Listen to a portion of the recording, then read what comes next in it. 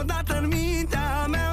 O idee sună cam așa: cu o chitară rock, down, down, da, de-mi venă să joc, down, down, da, și vreau să vă provoc, da,